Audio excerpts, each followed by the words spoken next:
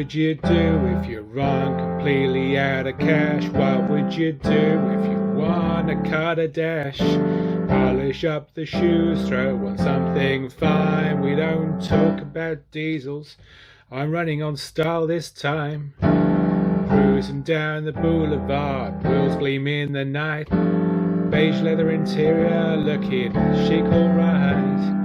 Money's a little tight, but I'm feeling brand new. Living large tonight, no budget reviews. Blues! What do you mean I'm not getting paid for this?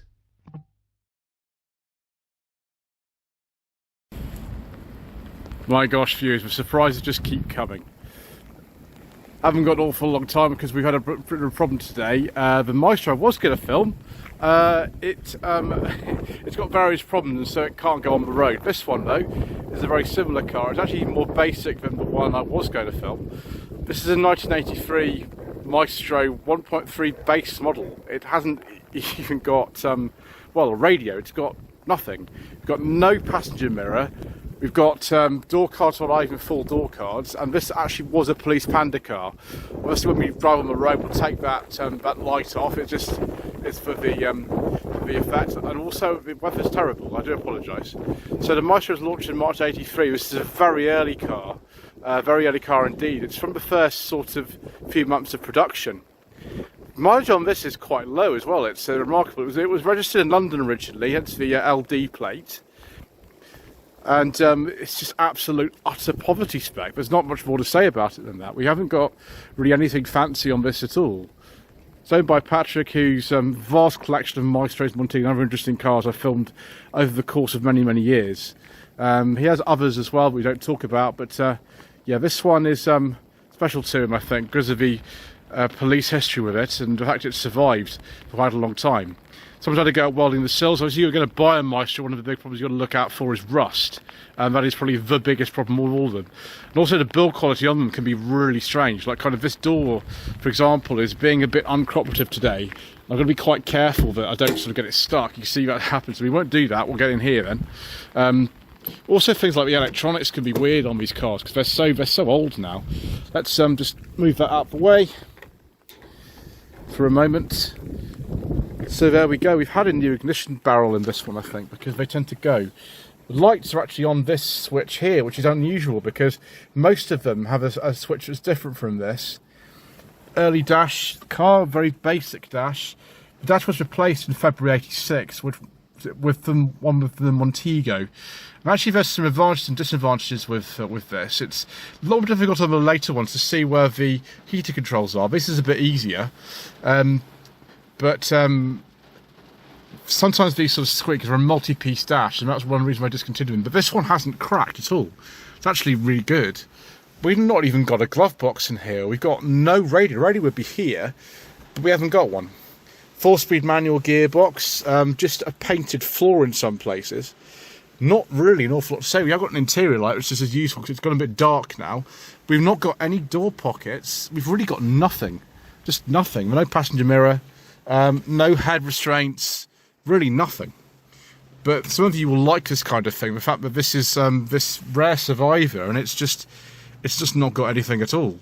Which is just funny. The lights presumably just go like that. There we go. Yeah, we'll be using those later on. So yeah, ashtray. I'm sure some of these used to be used on the build, these old Maestro Panda cars like this. Obviously, make sure you take proper precautions when you're parking this around because you never know who's sort of watching you, do you? Yeah, you look at these vinyl door cards which just don't have, there's nothing to them. There's nothing to this car really whatsoever.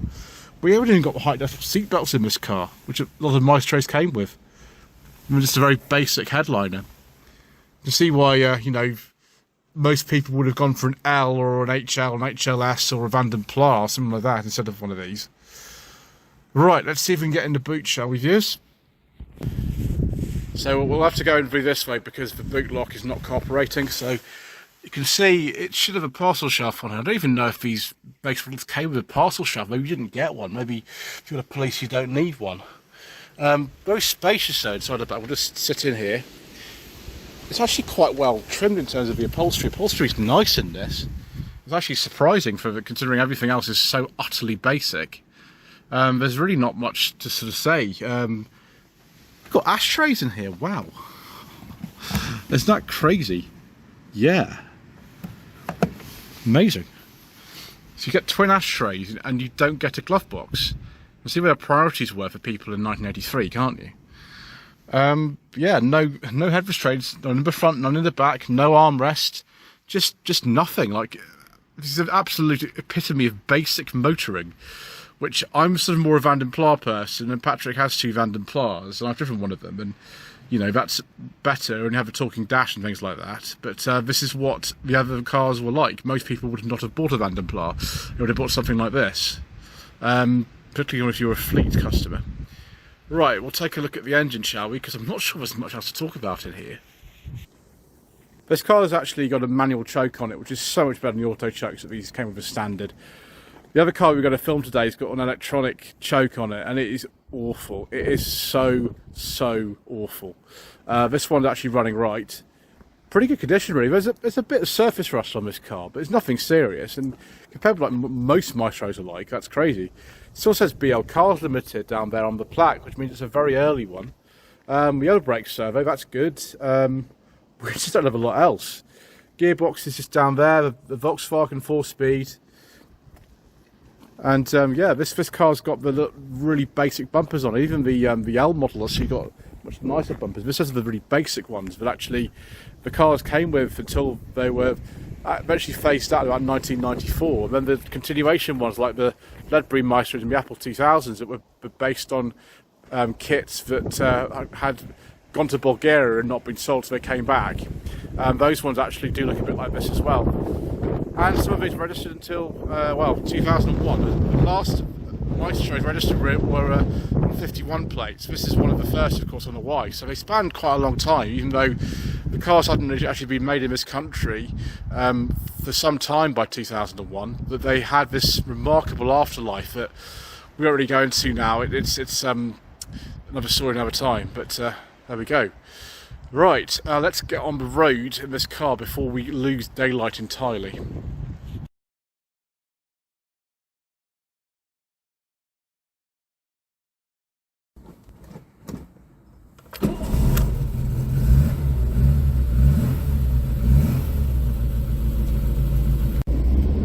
I don't think we'd be catching many criminals in this car, to be honest with you. It's not very fast, it's not very powerful. This only has about 68 horsepower out of this 1.38 series. If you go to the HLE model, you've got even less power. You've got a higher top gear for better fuel economy. You've got 64 horsepower. Other options available. When the car was launched in 1983 with the R series, which was probably one of the worst ones ever made, they actually were so bad they got recalled, and all cars that had the R series were offered a free upgrade to the later S series. 2 versions of the R series were available with 81 horsepower or 103 horsepower. The MG versions, all 1.6 litre capacity, and they were a development actually of the old E series engine. The S series was available with also 2 power outputs, 85 horsepower and also 103 horsepower for one of the shortest lived cars ever. The MG Maestro 1600 with the S series that was only available between July and October 84. The later MG Maestros got a 2 litre engine. Actually, I'd recommend one of those because they have power steering and a Honda gearbox. That's 115 horsepower. The top of the range, though, in terms of the power, was the insane MG Maestro Turbo, which had 152 horsepower, which is utterly bonkers. There are also some diesels available, but as usual, due to controversial government legislation and all kinds of other reasons, we don't talk about diesels on this channel.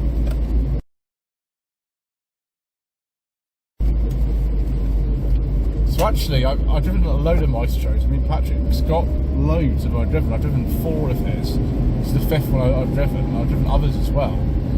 And this actually isn't too bad. You're really going up against it with this car, something like a Mark III Ford Escort. and those, they're not the nicest cars to drive in standard form, certainly with like a 1.3 engine. This one's actually, I'd say, probably a bit better. Steering is okay. It can be heavy, but 1.6s with no power steering are really heavy. This one is sort of okay, I suppose. So it sort of feels okay for driving around town. I wouldn't want to do a long motorway journey with this. We've just got nothing. We have a radio here, so we wouldn't want to do with that. But you know, it feels okay on this very short test ride we're going to have to do before the light actually fades completely in here. And the brakes feel good. This Volkswagen 4-speed manual gearbox out of the Golf, it's okay. It's one of the better ones I've driven. Some of them are just awful. There's a 5-speed version, of course, available in some of the cars. Yeah, it feels okay. This particular car, because of the manual choke, it actually feels better.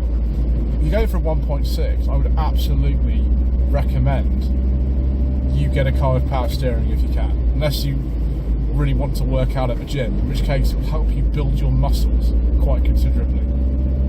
Driving over these speed bumps here, it feels absolutely fine. The suspension's quite compliant. It's very normal. It's first instructs at the front, and then I think it's sort of torsion beam at the back. So just very, very, very conventional car. And it's okay actually. I'm actually quite surprised with this. I prefer the thing like the Van der Pla. Van der Pla is my favourite type of Maestro. The later ones have a standard leather interior and power steering. But this one with its history, it's only done 51,000 miles. It's pretty good. I don't know why I didn't think I'd like it views. I mean, I've liked all the other Maestros I've driven. I prefer the Montegos actually personally, but my grandfather had 5 Maestros, so a bit biased in that respect. But yeah, this is a sort of slice of fun really.